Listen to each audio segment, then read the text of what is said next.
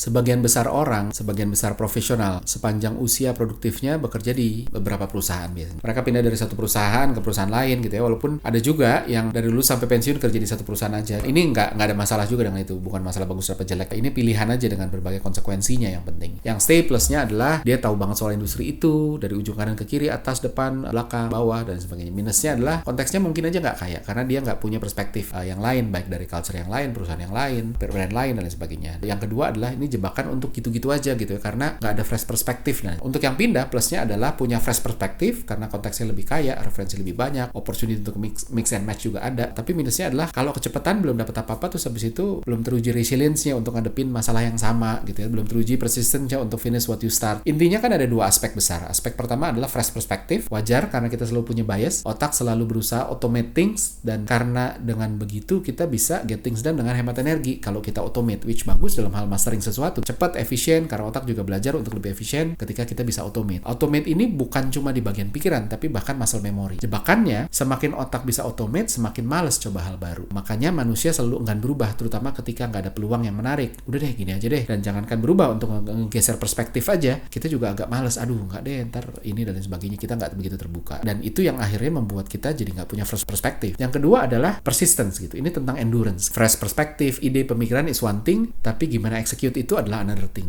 Bisa nggak dia secara persisten jalanin ide yang dia keluarin sendiri, ide bagusnya dia sendiri gitu ya? Jangan-jangan enggak. Jadi butuh dua ini, dan ini akhirnya jadi paradoks karena punya skill set yang berbeda. Fresh perspektif adalah tentang agility, persistent adalah tentang konsistensi. Agility dan konsistensi itu kan dua kutub yang berbeda. Jadi punya keduanya itu sulit gitu, walaupun bukan nggak bisa, dan itu yang dituntut dari kita untuk kalau mau berkembang ya kita harus tarik supaya spektrum kita lebih luas. Agile tapi juga bisa konsisten. Namun bahkan ketika kita beda dibanding yang lain ya, entah lebih cepat dari yang lain di satu kantor gitu, atau lebih lambat gitu ya, orang-orang udah pindah kok belum, tetap ada jalannya supaya kita tetap nilai positif. Jadi buat lu yang pindah tapi lu ngerasa khawatir, aduh gue harus apa ya supaya kalau gue pindah itu nggak dianggap kok lu kayak kutu loncat dan sebagainya. Nah, gue punya triknya gitu. Tapi untuk sebelum kita masuk ke trik, kita harus ngerti dulu gimana kita dinilai sih waktu kita pindah. Ini prinsip gue ya, gue nggak bilang ini paling benar, tapi ini yang gue yakinin. Pertama, durasi kerja atau tenure is just a number. Kalau ditanya berapa lama sih setidaknya kita harus stay gitu, susah jawabnya. Yang jelas bukan 3 bulan, karena 3 bulan adalah probation. Jadi keluar sebelum 3 bulan pasti tuduhannya adalah nggak lolos probation. Tapi 4 bulan pun yang kan udah lolos probation tetap juga masih jadi pertanyaan. Lalu apa 1 tahun? Ya beda-beda gitu ya. Ada yang udah dapat, ada yang belum gitu. Jadi that's why makanya kontekstual dan nggak bisa dipukul rata, nggak ada magic numbersnya. Pada akhirnya durasi kerja is just a numbers. Kita nggak bisa compare pengetahuan dan pemahaman dua orang tentang satu bisnis dari durasinya dia di bisnis itu. Yang satu bisa aja lebih tahu dibanding yang lain, bahkan ketika levelnya sama. Coba kalau lihat dari perspektif lain, mana yang lebih pintar? Orang yang nyelesain S1 dalam waktu 5 tahun atau 3,5 tahun? Ya kan kita akan milih, oh ya 3,5 tahun dong, bukan 5 tahun. Kenapa? Dia 3,5 tahun bisa nyelesain itu.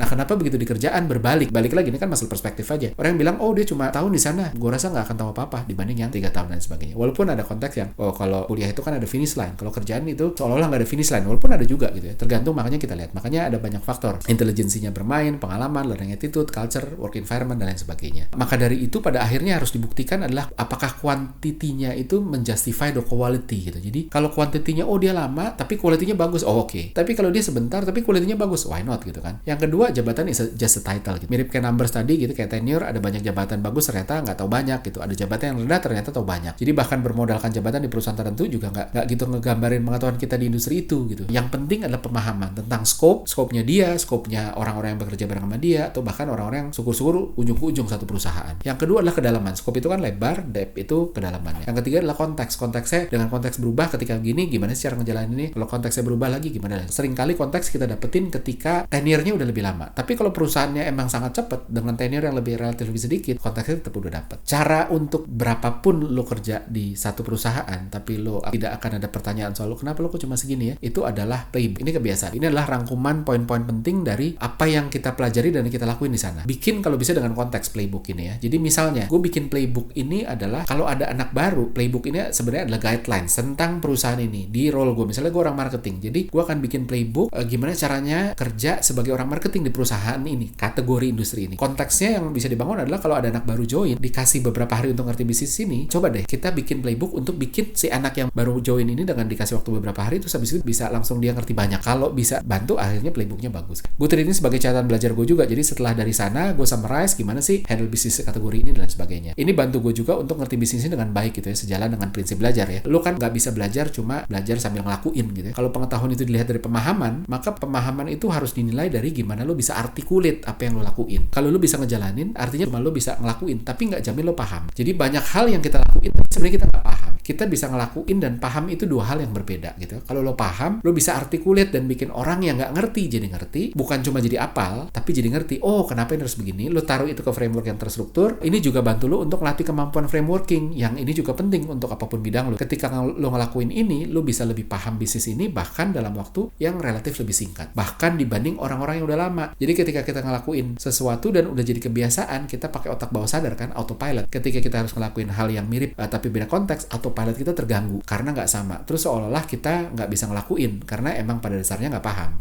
Untuk paham, lo harus bantu otak sadar lo untuk ngerti ini. Bisa mapping, bisa articulate. Jadi pemahaman adalah tentang sinergi sadar dan bawah sadar. Paralel saling nguatin. Bawah sadarnya bisa ngelakuin, sadarnya adalah bisa mengarticulate dan menstrukturin ke dalam framework supaya lo ngerti dan orang lain juga ngerti. Oh, kenapa sih kita harus ngelakuin ini? Sehingga ketika konteksnya berubah, otak sadar bisa take over dengan cepat karena frameworknya udah ada. Tinggal, oh ini konteksnya berubah ini sehingga kita tinggal adjust ininya doang. Tapi untuk hal yang repetitif, otak bawah sadar yang akan ambil alih. Nah, ketika lo bisa articulate, ini juga bisa bantu lo pas interview. Jadi ketika lo bikin playbook, ini kan salah satu bukti bahwa lo bisa articulate apa yang lo lakuin dan kenapa lo ngelakuin ini. Ini bisa bantu lo pas interview karena recruiter akan melihatnya. Wah, dia paham banget nih. Dia bisa articulate, bahkan dia bisa nunjukin. Playbook ini biasanya gue bikin dalam bentuk PowerPoint ya. Yang nggak ngerti aja jadi ngerti ketika baca ini. Nah, ketika recruiter udah bikin begitu, maka kemungkinan besar lo akan diterima di perusahaan yang baru, atau setidaknya dia tidak akan mempertanyakan tenure lo kok cuma sebentar di sini. Karena dia lihat bahwa lo walaupun sebentar, dia bisa tahu segitu banyak. Gimana kalau dia lama? Sehingga orang pengen, gue pengen orang kayak gini. Karena dia sebentar aja bisa tahu segitu banyak. Begitu masuk tempat gue, nanti gue bikin dia happy, dia bisa stay lama di sini, bisa tahu lebih banyak lagi dan bisa bantu perusahaan. Dan ini juga bantu lo untuk punya jump start ketika lo mulai di kantor yang baru, kalau industrinya yang sama. Karena lo nggak harus belajar dari awal lagi. Nah, apa aja isi playbook? Ini penting kan? Pertama,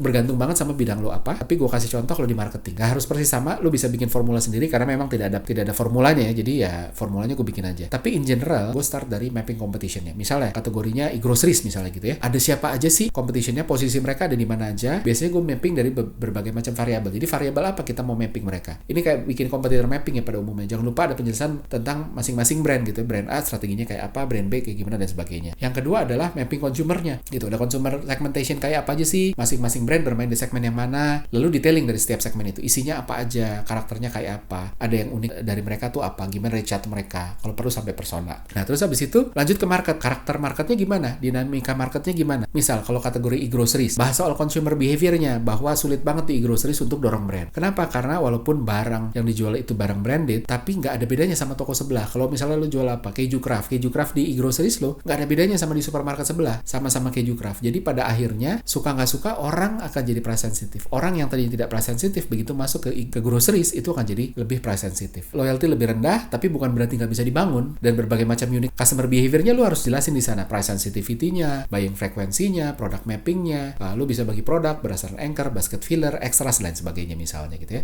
Lalu framework yang penting juga harus masuk di sana. Misalnya adalah kalau di marketing kan ada beberapa subdivisi. Untuk kategori ini gimana sih posisinya gitu. Kayak main catur kan, ada yang di depan, yang di belakang. Tiap industri itu beda-beda. Contoh misalnya ketika ngomongin e-wallet, mungkin yang didorong adalah main di depan, karakternya recurring produk sama kayak e-groceries ya, recurring dan habitual. Maka CLM itu harus jadi playmaker, bukan jadi striker. Terus siapa yang jadi striker, siapa yang jadi back itu harus disusun juga. Ini penting banget supaya kita jadi tahu. Tapi di kategori industri yang berbeda, jualan mobil, CLM itu nggak jadi striker, nggak jadi playmaker, mungkin cuma jadi back aja di belakang. Terus masuk ke framework yang lebih detail. Misalnya kalau di campaign gimana sih, gimana ngeplan campaign yang oke, apa yang selalu oke, apa yang selalu nggak oke, apa yang kadang oke, kadang enggak, di konteks apa. Termasuk contohnya gimana, lo SOP sama SLA-nya gimana, kalau di CLM gimana. Ini kan juga paling customizable ya di tiap industri. Lalu di industri yang sama biasanya gimana, frameworknya gimana, dan juga bidang-bidang lain. Jadi penting banget untuk kita ngebangun ini. Dan setelah kita bikin playbook ini, penting juga untuk dites, udah oke apa belum. Cara ngetesnya gimana? Cara ngetesnya adalah kasih ke anak baru masuk, coba nih lo kasih ini deh, minta dia baca, abis itu lihat apakah dia ngerti apa enggak, dan gimana impactnya ke performance dia gitu. Apakah dia langsung punya jump start, terus tiba-tiba langsung tahu, ngerti. Kalau belum ya dikembangin terus, ditambahin sampai matang. Playbook ini baiknya juga jadi working document ya, jadi nggak selesai tapi diupdate dari awal lo masuk, lo dapet ilmu baru tambahin, ada framework baru dimasukin gitu ya. Ada ternyata sambil jalan lo lihat, ternyata yang kemarin gue tulis beda, salah, oke lo update lagi, terus dikerjain sampai akhirnya lo keluar. Jadi jangan dikerjain pas udah mau resign atau setelah resign. Jadi ini catatan belajar dari awal masuk dan terus diupdate sambil jalan. Bikin ini jadi kayak materi induction buat anak-anak baru untuk jaga hubungan baik juga sama kantor yang bakal lo tinggalin kalau suatu saat lo resign. Tinggal ini ke pengganti atau ke bos kita, bilang, bos nih gue kan udah mau resign nih, gue kemarin bikin ini nih, mungkin kepake buat lo. Jadi satu, lo akan kasih bangun impression yang bagus di mata bos lo karena ternyata dia ngerti ya, dan ternyata dia mau bantu perusahaan gitu walaupun akhirnya pindah. Metode yang sama juga bisa lo lakuin sebenarnya untuk buku gitu ya. Jadi setiap kali lo baca buku, coba bikin ini juga. Bentuknya materi presentasi aja, soalnya lo akan bawain sesi tentang materi yang lo pelajari di buku ini ke orang-orang. Bantu lo untuk ngerti buku ini dengan lebih baik. Karena ini adalah cara gimana otak belajar. Jadi kalau kita belajar dengan baca aja, otak ngerti tapi informasinya kan banyak. Sementara working memory kita tuh nggak gede-gede banget. Jadi waktu kita baca yang selanjutnya, yang lama akan lupa, yang awal-awal akan lupa. Bahkan ketika kita ingat pun, otak nggak bisa dengan mudah nempatin ke struktur yang lebih mudah dimengerti. Dan ini bikin ketika kita jadi indeks gini, akhirnya kita lebih ngerti karena strukturnya jadi kita mapping dan akhirnya kita lebih ngerti lagi. Nah, balik lagi gimana kebiasaan ini akan bantu lo akan ngerti